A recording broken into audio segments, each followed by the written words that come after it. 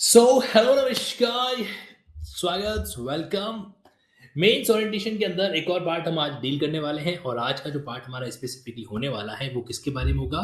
देखो जी, आपको पता है कई बार है ना कुछ ऐसे टेक्निकल टर्म्स होते हैं जो एप्लीकेबल तब होंगे जब उनके असेंशियल एलिमेंट अवेलेबल हो, एग्जिस्ट करें।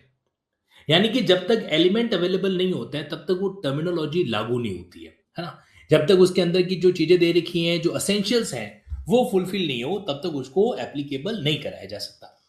तो आज जिस कैटेगरी को मैं आपके सामने एक्सप्लेन करने वाला हूं मेंस एग्जाम के पॉइंट ऑफ व्यू से, उसकी आंसर राइटिंग कैसे होगी वो भी समझेंगे। बट मेनली आपको फोकस इस बात पे रखना है कि जे जो चीजें एग्जाम के अंदर पूछी जाती है उनमें से क्या कभी आपने ऐसा देखा कि एक्सप्लेन अ वैलिड कॉन्ट्रैक्ट, या when a contract can be valid, when a transfer is said to be valid. ये इस तरीके के जो पॉइंट आते हैं ना, उसमें क्या होते हैं, उसमें उनके अंदर के एलिमेंट पूछे जाते हैं। जैसे अगर इसी सवाल को मैं क्रिमिनल एंगल से आपके सामने रखूं तो what are the essential element of offence of theft. चोरी के अपराध के असेंशियल एलिमेंट क्या है? क्या ये सवाल एग्जाम के अंदर नहीं आ सकता? बिल्कुल आ सकता है। तो हमें जिस चीज को आज बेसिकली समझना है वो चीज आपके कनेक्ट होती है असेंशियल्स ऑफ पर्टिकुलर थिंग। ठीक। तो यहां पर मैं बिना देरी के सीधा आपके बीच में एग्जांपल लेके आता हूं ट्रांसफर प्रॉपर्टी एक्ट का। ठीक है। और ट्रांसफर प्रॉपर्टी एक्ट के जरिए आप इन चीज को समझने का प्रयास करेंगे। अब देखो, ट्रांसफर ऑफ प्रॉपर्टी एक्ट में हमारे पास में एक सेक्शन है, सेक्शन नंबर 5। ठीक। थोड़ा धीरे धीरे हम लोग रफ्तार पकड़ेंगे, हम आप लोग भी उसके अकॉर्डिंगली प्रिपेयर रहना मेंटली भी। ओके। अब जैसे देखो कि ये मेरे पास में ट्रांसफर प्रॉपर्टी एक्ट का सेक्शन 5 है। अब ये जो सेक्शन 5 है ये बेसिकली क्या बताता है कि एक वैलिड ट्रांसफर क्या होता है। ठीक। जो कि हमारे सिलेबस का इंपॉर्टेंट पार्ट है, इसलिए आपको उस एंगल से जरूर समझना है। तो किसी भी ट्रांसफर को वैलिड ट्रांसफर कब कहेंगे? जब फॉलोइंग इंग्रेडिएंट्स, फॉलोइंग एलिमेंट वहां पे हो। Correct. A transfer is said to be valid. अब जैसे इसी का मैं सवाल भी लिख लेता हूं और इसका आंसर राइटिंग भी कर लेते हैं। देखो, क्वेश्चन, सवाल ये है, when a transfer when a transfer is said to be valid, कब जो है किसी ट्रांसफर को वैध कहा जा सकता है? नाउ आंसर आप सीधा मेंशन कर सकते हो। A transfer of property, a transfer of property चाहे मूवेबल हो और immovable, a transfer of property whether movable or immovable is said to be valid, is said to be valid, या फिर एक और वर्ड यूज कर सकते हैं, लॉफुल, इफ इट, या तो हम लिखेंगे सेटिस्फाइड, अगर कंडीशन है तो सेटिस्फाइड करना, और अगर एलिमेंट है तो कंटेन, अगर उसमें शामिल है, if it contain following, following essential, essential का मतलब होता है आवश्यक, फॉलोइंग असेंशियल एलिमेंट्स। ठीक। अब यहां पे आपने इसको मेंशन कर दिया, थोड़ा सा स्पेस बना के लिख लीजिए। क्या लिख लेंगे यहां पे? सेक्शन 5, या तो टीपी एक्ट लिख लो, बेटर है पूरा नाम लिख ली 1882। समय कम है तो शॉर्ट फॉर्म भी यूज कर सकते हो, समय अगर है तो फुल फॉर्म लिख लीजिए। अब यहां पे पहला पॉइंट, दूसरा पॉइंट, तीसरा पॉइंट, फोर्थ पॉइंट, मतलब देखो, बेरेक्ट में जो आपको लैंग्वेज का तरीका दे रखा है वो इन्होंने क्या किया है, वो इन्होंने इस तरीके से आपको एक पैराग्राफ में मेंशन कर रखा है। ठीक है। हम जिस तरीके को एग्जाम में आंसर प्रेजेंटेशन के लिए इस्तेमाल करेंगे वो तरीका हमारा कैसा होगा? वो तरीका एक तरीके हमारा पॉइंट वाइज एज होगा। जब कभी भी अगर किसी चीज को हम पॉइंट में कन्वर्ट करते हैं ना, तो उससे हमारा आंसर जो है वो और बेहतर हो जाता है प्रेजेंटेशन के पॉइंट ऑफ व्यू से। ठीक है, तो वही चीज आपके सामने है कि अब जैसे इस लैंग्वेज को पढ़ो और आंसर का फॉर्मेट ये होगा। देखो इस तरह के और कौन कौन से सवाल बन सकते हैं, समझिए। सवाल ये भी बन सकता है कि when an agreement is said to be a contract, या when a contract is said to be valid. तो आपको याद है section 10 Indian contract act, valid contract है जो कब होता है, एक वैलिड गिफ्ट कब जो है से एग्जीक्यूट किया जा सकता है, एक प्रॉपर लॉफुल लीज कैसे हो सकती है। तो जो जो एलिमेंट जरूरी होते हैं ना, लीज के, गिफ्ट के, मॉर्गेज के, चार्ज के, सेल के, कॉन्ट्रैक्ट के, ट्रांसफर के, ये सारे के सारे एलिमेंट ऐसे होते हैं जिनके अंदर कुछ न कुछ कंडीशन होती है जिन्हें हमें लर्न करना पड़ता है ना। तो उसी पॉइंट ऑफ व्यू से अब जैसे ये पेपर है हमारा, ये हमारे सामने सेगमेंट है। In the following sections, transfer of property का मतलब होता है एन एक्ट जिसके द्वारा बाय विच क्या किया जाता है, लिविंग पर्सन। अब आप ध्यान से देखो, एक असेंशियल एलिमेंट क्या हो गया, लिविंग पर्सन। एग्जाम में एक बार सवाल पूछा गया था पता है कि a transfer must be inter vivos, एक स्टेटमेंट दे दिया, अब कह रहे इसको एक्सप्लेन करो। इनफैक्ट हम लोग जो ये कैटेगरीज ऑफ क्वेश्चन डिस्कस कर रहे हैं ना, इसमें कई बार ऐसा भी आता है कि आपको उन्होंने स्टेटमेंट दे देते हैं, अब वो आपको एक्सप्लेन करने के लिए कहते हैं। जैसे उदाहरण के लिए शायद आपको याद होगा, एक सवाल ये आता है एग्जाम के अंदर, कई बार रिपीट हुआ है, कौन सा, once a mortgage, once a mortgage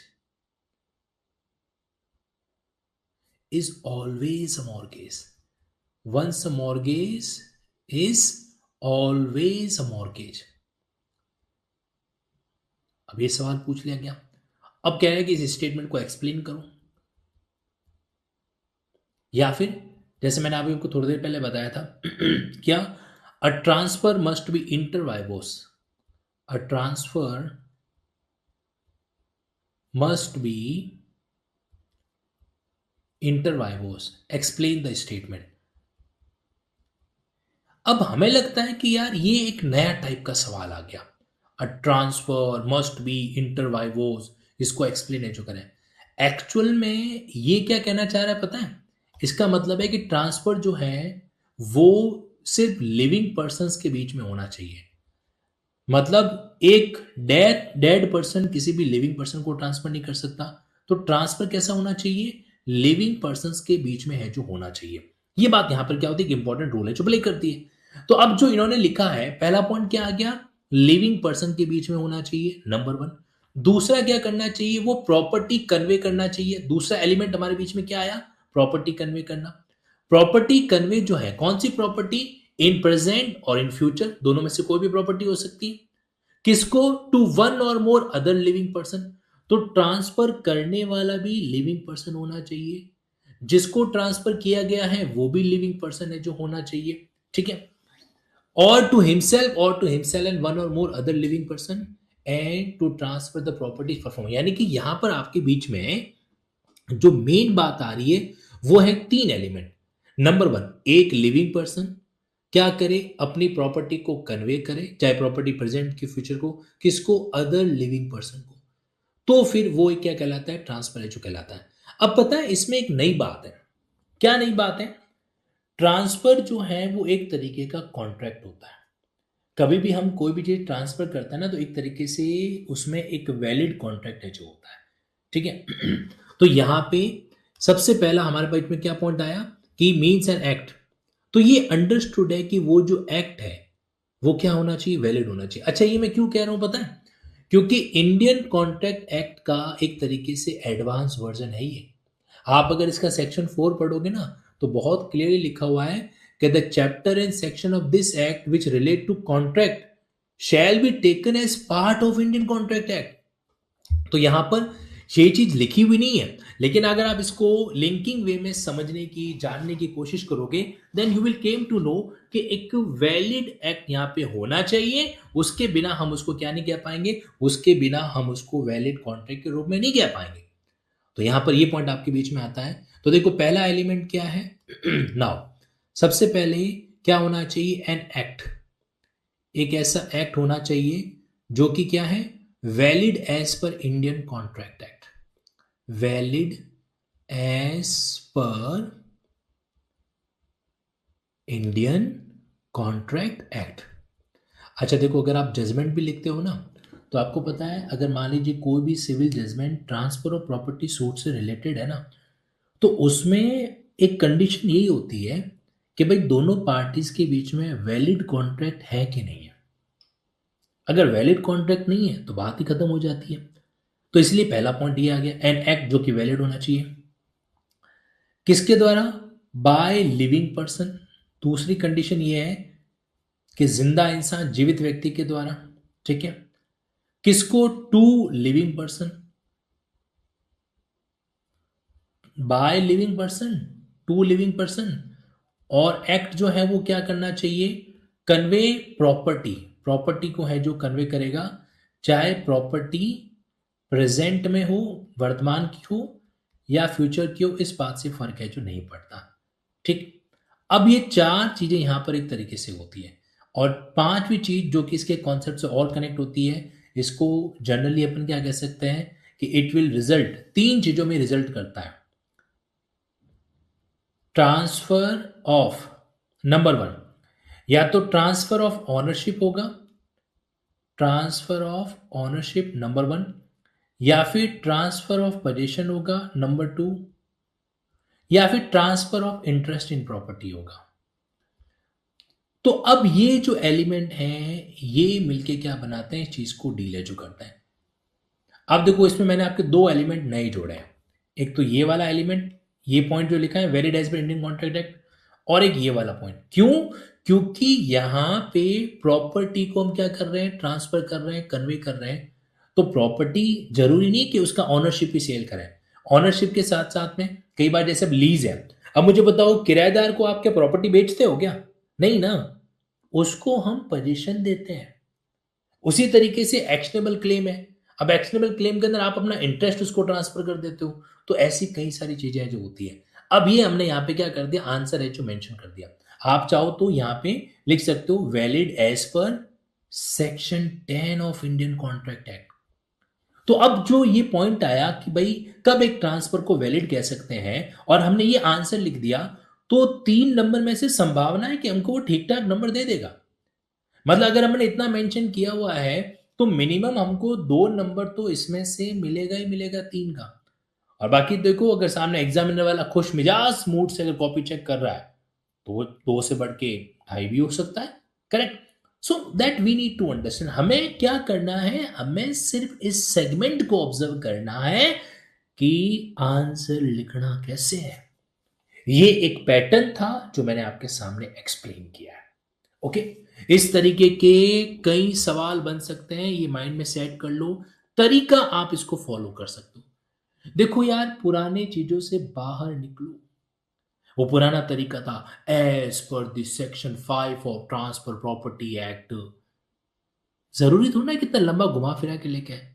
अगर आपकी स्पीड अच्छी है लिखने की, तो आप समय को यूज कर सकते हो, आपके पास समय एक्स्ट्रा, फटाफट लिख लो। अच्छा, एक और बात आज के इस पैटर्न के अंदर मैं आपको समझाना चाहता हूं। ये जो कैटेगरी है ना, जिसमें किसी भी चीज के essential elements, essential conditions, essential ingredients जो पूछे जाते हैं, ये सिविल और क्रिमिनल जजमेंट में बहुत बड़ा रोल प्ले करती है।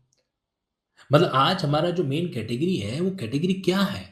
वो कैटेगरी सिर्फ इसी बात को लेकर है कि आपसे किसी भी टेक्नो लीगल चीज के संबंध में, टेक्नो लीगल चीज के संबंध में क्या किया जा सकता है? टेक्नो लीगल थिंग के संबंध में आपसे पूछा जा सकता है, जैसे कि भाई इसके अंदर वैलिड जो इसके असेंशियल्स हैं वो क्या क्या हो सकते हैं। और मैं आपको बताने वाला हूं कि ये लिस्ट कोई छोटी मोटी नहीं है, बहुत लंबी लिस्ट है। असेंशियल्स, या फिर इसको दूसरे शब्दों में असेंशियल कंडीशन बोल सकते हैं, या फिर असेंशियल एलिमेंट बोल सकते हैं, या फिर इंग्रेडिएंट्स बोल सकते हैं। ठीक है। अब एग्जाम्पल एग्जाम्पल जैसे मैंने आपको अभी बताया, जैसे आपसे पूछ लिया गया कि वैलिड ट्रांसफर को एक्सप्लेन करो, वैलिड ट्रांसफर को एक्सप्लेन करो। ठीक उसी तरीके से वैलिड कॉन्ट्रैक्ट वाला पॉइंट आपके बीच में आ सकता है कि when a contract is said या when an agreement is said to be contract वगैरह, ठीक है। या फिर आपसे पूछ लिया गया कि व्हेन अ गिफ्ट, जैसे कई बार पता है क्या होता है कि कुछ चीजें और एड ऑन करनी पड़ती है। कैसे, देखो, अगर यही सवाल अगर मुझसे 4 नंबर का या 5 नंबर का पूछा जाता तो मैं इसमें कुछ चीजें और जोड़ता। पता है क्या, देखो, मैं ये लिखता कि प्रॉपर्टी कन्वे होनी चाहिए, प्लस इसमें जोड़ा जाता section number 6, the property must be transferable. Property must be transferable. मुझे बताओ, जो प्रॉपर्टी ट्रांसफरेबल है ही नहीं, तुम उसको वैलिड तरीके से ट्रांसफर कर दोगे क्या? नहीं ना। अब मैंने यहां पर क्या किया, सेक्शन 6 को लिंक किया। सेक्शन 6 क्या करता है, सेक्शन 5 को एक्सप्लेन करता है। अच्छा, एक और बात, ये जो वर्ड लिखा है ना, by living person, to living person, इनके साथ एक और चीज को ऐड करता। क्या ऐड करता, must be competent as per section 7। क्या लिखता है यहां पे कि must be competent, must be competent as per section 7। क्यों भाई, सेक्शन 7 कहां से आ गया? क्यों नहीं आएगा? सेक्शन 5 जो है वो कभी अकेला वर्कआउट करता है क्या? नहीं करता है। देखो आप लोग, ये आपके सामने सेक्शन 5 है। सेक्शन 6 में क्या लिखा हुआ है? सेक्शन 6 में आपको लिस्ट दे रखी है ट्रांसफरेबल प्रॉपर्टी की। ये लिस्ट बेस्ड क्वेश्चन है जो मैं आपको ऑलरेडी पहले समझा चुका हूं।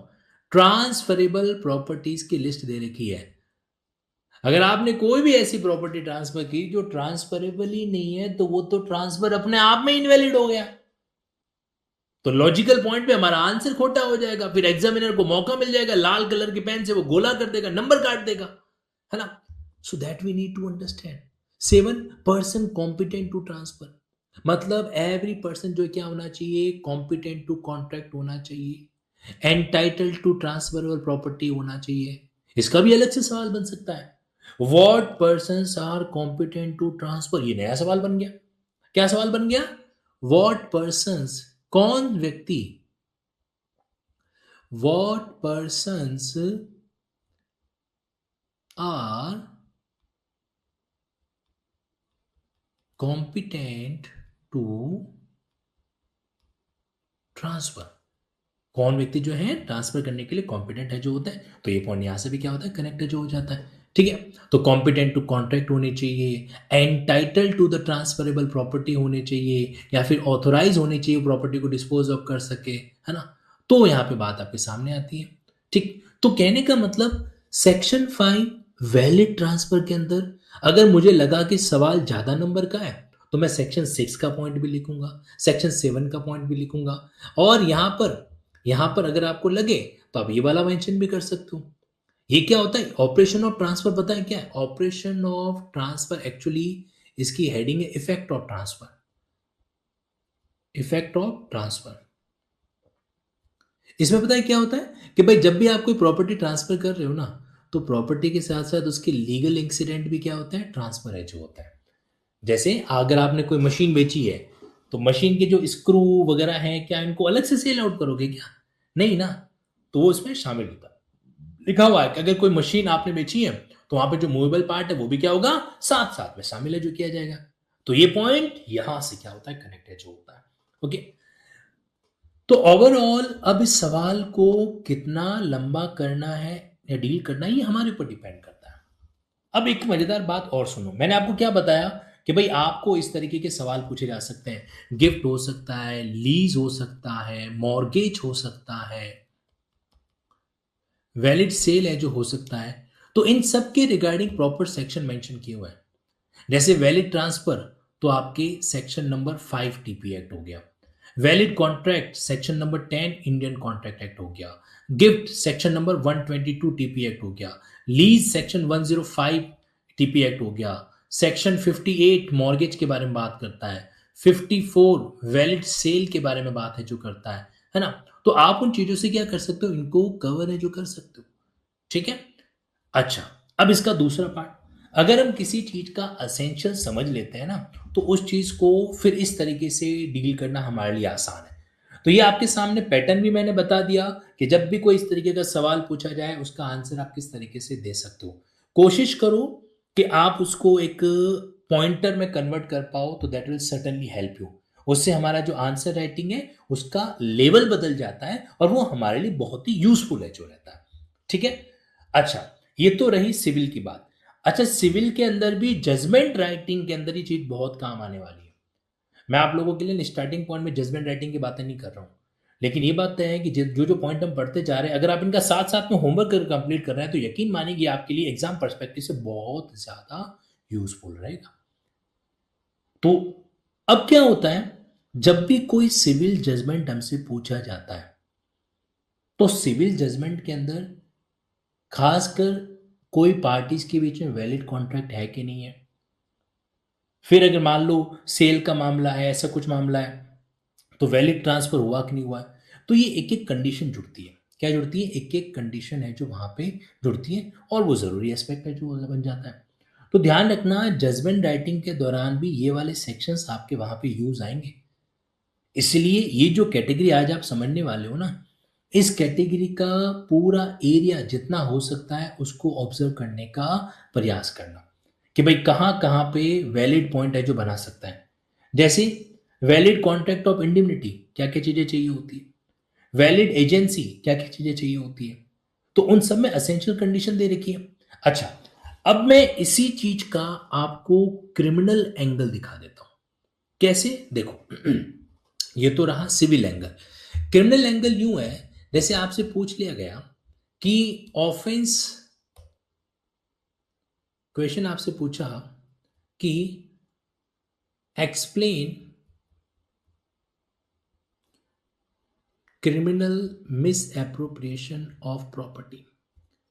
अब पता है, ये सवाल आपसे पूछा तो डायरेक्टली गया है, लेकिन एक्चुअल में आपको मेंशन इसके एसेंशियल एलिमेंट करने पड़ेंगे।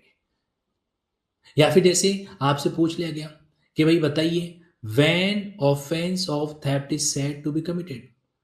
व्हेन ऑफेंस ऑफ थेफ्ट, कब जो है चोरी का अपराध सेड टू बी कमिटेड, कब जो है चोरी का अपराध कमिट हुआ माना जा सकता है। तो यहां पर जब अपन आंसर की बात करेंगे, तो इसमें वो सारे एलिमेंट आएंगे। A person is said to commit the offense of theft if following ingredients of the offense has been satisfied। ठीक है, इतना लिखा आपने, वही शुरुआत वाली दो लाइन है। और फिर आप यहां पे क्या करोगे, उसके असेंशियल इंग्रेडिएंट मेंशन करोगे। कौन कौन से असेंशियल इंग्रेडिएंट है? जैसे कि नंबर 1, क्या होना चाहिए? थेफ्ट हमेशा मूवेबल प्रॉपर्टी की जा सकती है। क्या कभी इमूवेबल प्रॉपर्टी की थेफ्ट हो सकती है क्या? कभी नहीं। ठीक है। दूसरा, डिसऑनेस्ट इंटेंशन होना चाहिए। कैसा इंटेंशन होना चाहिए? डिसऑनेस्ट इंटेंशन है जो होना चाहिए, बेईमानी पूर्वक। अब देखो, अगर ये सवाल ज्यादा नंबर का पूछा गया तो मैं थोड़ा डिसऑनेस्ट इंटेंशन को फर्दर एक्सप्लेन भी कर सकता हूं, अदरवाइज करना नहीं है। ठीक है। फिर क्या होता है? मूव होना चाहिए। वो जो आपकी प्रॉपर्टी है वो क्या होनी चाहिए? मूव है जो होनी चाहिए।